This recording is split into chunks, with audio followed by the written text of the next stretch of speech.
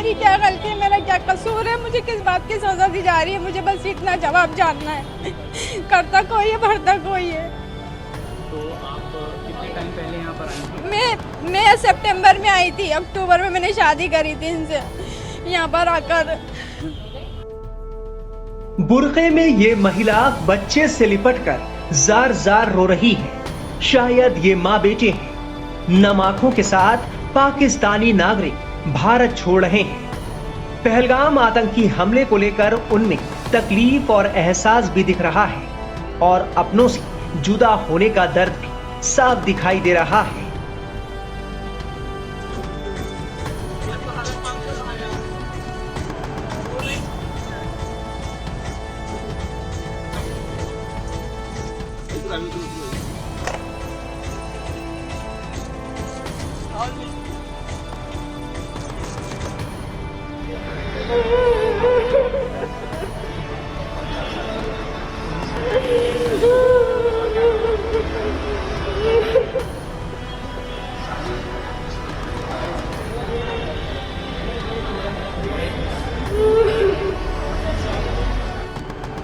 अब आपको पाकिस्तान की रहने वाली समरीन से मिलवाते हैं, जिन्हें अब भारत छोड़कर वापस जाना पड़ रहा है। पहलगाम आतंकी हमले पर समरीन अफसोस जाहिर कर रही हैं। उनका कहना है कि जिन्होंने ऐसी घिनौनी हरकत की, उन्हें जरूर उसकी सजा मिलनी चाहिए। समरीन की चंद महीने पहले भारत में रहने वाले रिजवान से शादी हुई थी। शौहर से जुदा होने के गम में समरीन फूट फूट कर रोने लगी।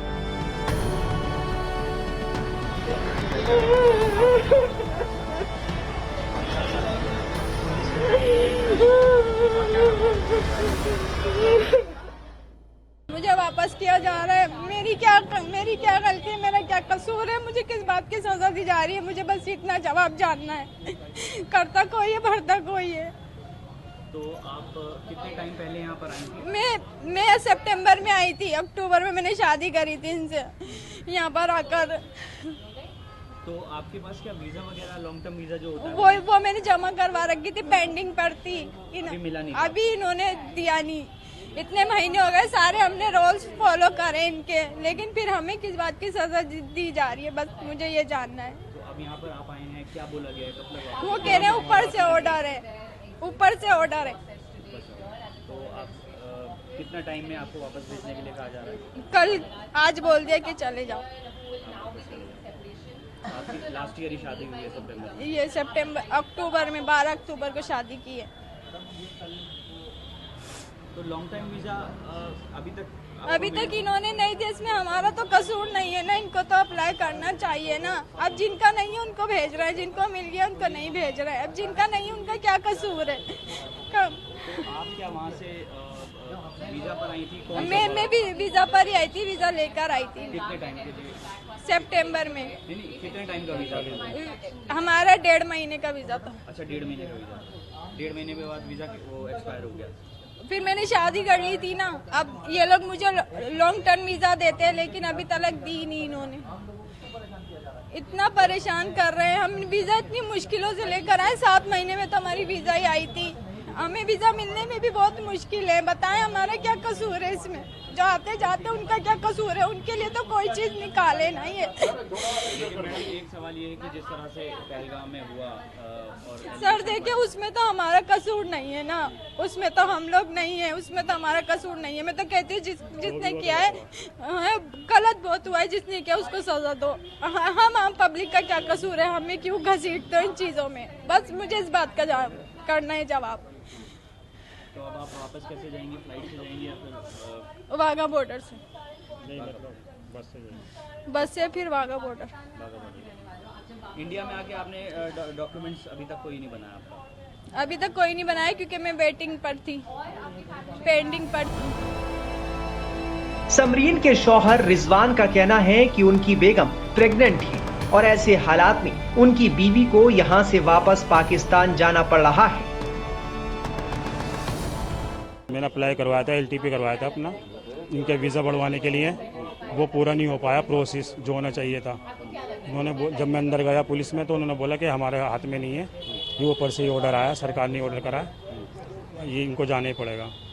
सर ये तो गलत है ना। देखो ये मेरी वाइफ है, ठीक है ना, वाइफ है, मेरी बीवी है, प्रेग्नेंट है, बताओ इसका बच्चा वहाँ पे कैसे होगा ये बताओ। और सरकार क्या गारंटी दे रही है कि कब तक आएगी वापसी है, क्या करना है इसका।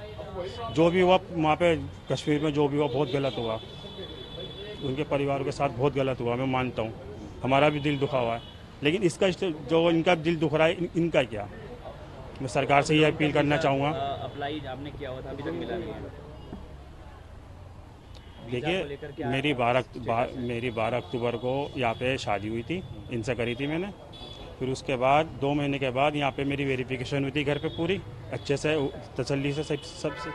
उसके बाद फिर इन्होंने कुछ भी नहीं करा, ना मेरे को LTP दी लॉन्ग वीज़ा बढ़ाने के लिए, ना कुछ दिया। अब 6 महीने के बाद ये वापसी जा रही है एकदम अचानक ही। तो इसमें हमारी क्या गलती है सर, आप ये बताइए, हमारी गलती क्या है हमारी। जिसने न करा वो तो उस पर मनुष्य मारा, जिसने करा बहुत मेरे मुंह से गाली निकली, जो भी करा गलत करा।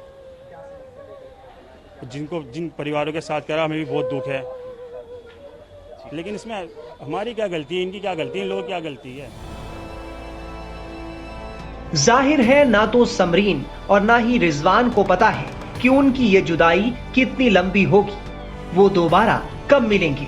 समरीन जैसे कई लोग हैं जो भारत से वापस पाकिस्तान जा चुके हैं या फिर जा रहे हैं। 19 महीने पहले महानूर भी पाकिस्तान से भारत आई थी। अब्दुल बासित से उनकी शादी हुई थी।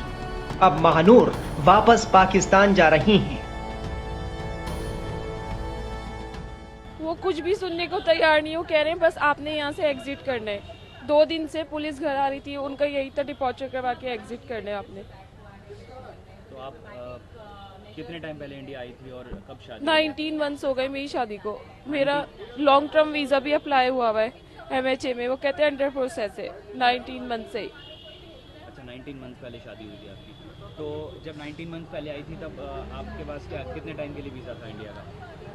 एक्सटेंड होता रहा वो वीज़ा, LTV पर था इसीलिए वो एक्सटेंड होता रहा। एक्सटेंड होता रहा, तो एक्सपायर हो गया या फिर अभी है? अभी वीज़ा हैगा यहाँ पर, मेरी LTV प्रोसेस में, जब तक वो कंप्लीट नहीं होगी तब तक मेरा वीज़ा यहाँ पर है। अच्छा, लेकिन जिस तरह से इंडिया ने कैंसिल कर दिए हैं सभी वीज़ा, जो टेंशन हुई दोनों कंट्रीज के बीच में पहलगांव में जिस तरह से हुआ, तो इस पर आपका क्या कहना है? लोगों को परेशान करने वाली बात है, इसके अलावा तो और कोई मकसद नहीं है। जिन्होंने किया वो पकड़े नहीं जा रहे, जो दूसरे जिनका कोई कसूर भी नहीं है उनको निकाल रहे हैं पकड़ के। पुलिस 2 दफ़ा घर आ रही है, CID ऑफिसर अलग आते हैं, अभी डिपॉर्चर करवाने, अभी डिपॉर्चर करवाने। महानूर के पति अब्दुल बासित का कहना है कि उनकी पत्नी को भारत अच्छा लगा, इसीलिए वो भारत आई थी। उनकी पत्नी का इसमें क्या कसूर है कि उन्हें इस तरह अचानक पाकिस्तान जाना पड़ रहा है।